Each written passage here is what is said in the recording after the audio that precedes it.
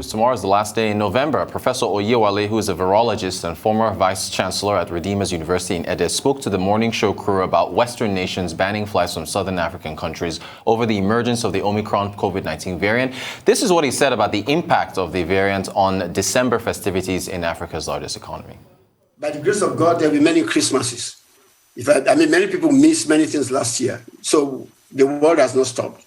So if I were in the position, I'm just giving my own position. If I were in advice, I would not travel out anywhere in this country with the situation as it is now until I see things clearly.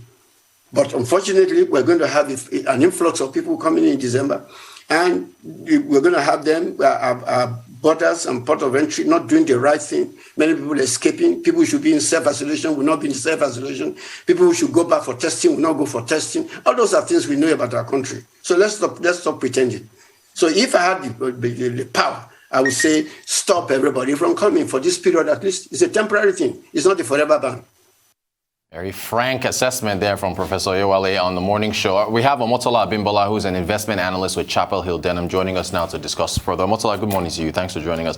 Thank you. Could this, maybe we're overreacting or not, but could this variant derail growth for us and other African nations? How do you see it working out? Absolutely. I think it has the potential to throw spanner in the works, of progress, and for various reasons. The first thing is that if you look at African economies today, we are still very, very fragile. We have barely recovered from, the last COVID crisis, and then, we are hearing, a much more virulent mutation of COVID-19. For instance, the global economy is expected to grow by more than 4%, in 2022. But Africa is expected to grow at just about 3%. And that's a very, very bad outcome for a developing country, where you have your per capita income very, very low and you have a very low base. And beyond that as well, many African countries depend a lot on commodities as well as tourism. If you look at Southern Africa and East African countries, many of them have a very, very large, and thriving tourism economy. Now, with them being isolated, although in a very discriminatory manner, I must say, with those countries now being isolated by many global giants, that risks upending their entire tourism industry, and that will have an impact on the domestic supply chain as well. If you come over to West Africa and even to Central Africa, you have a number of, majority oil-producing countries there, like Nigeria. And, as we all know, if countries introduce further restrictions on movement, that will mean mobility will grind to a halt. When mobility drops, what happens to commodity? What happens to, to energy prices?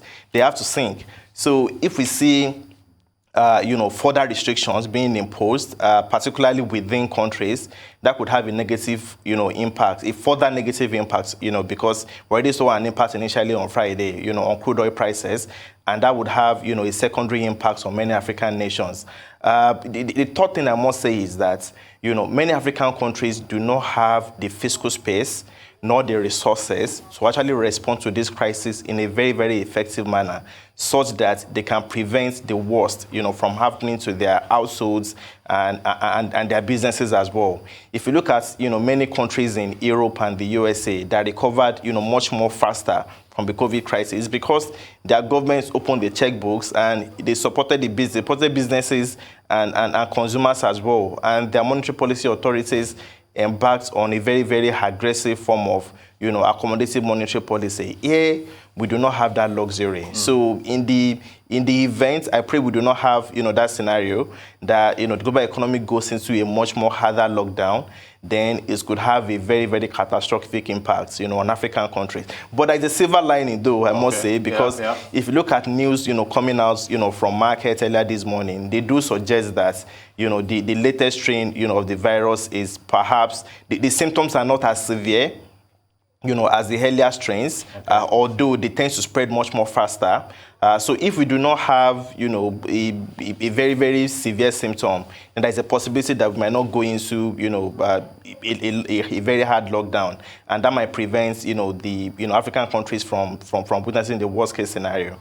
Okay, thanks for that. How do economists and analysts, with what you guys are doing over at Chapel Hill and others, how do you forecast growth when you have variants, Delta, Omicron, just popping up and down? And how does that not disrupt things? I do understand. It's a very tough situation to be in, because things change, almost every day. And even beyond just forecasting alone, there's also a question of even the quality of data you are having.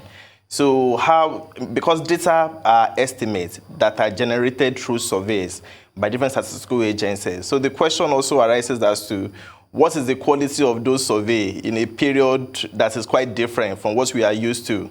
The weighting of different items in your consumer price index, is this the same thing? Is it what it should be under a lockdown scenario?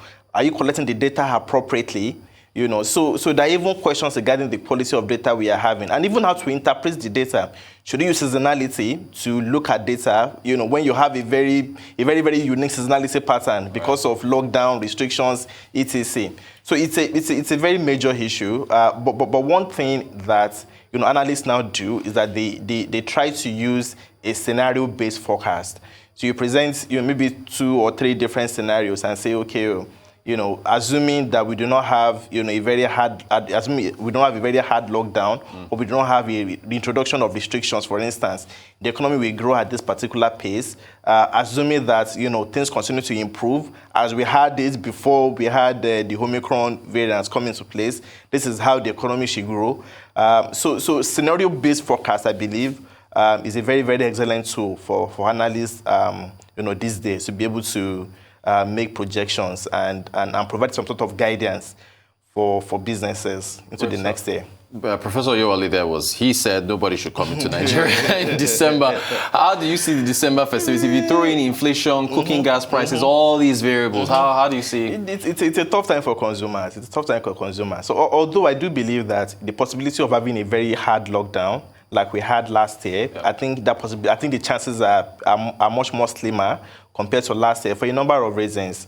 I think there is a bit of learning curve benefits that we can rely on now. Unlike last year, we're not just figuring out how to test. We now know how to test.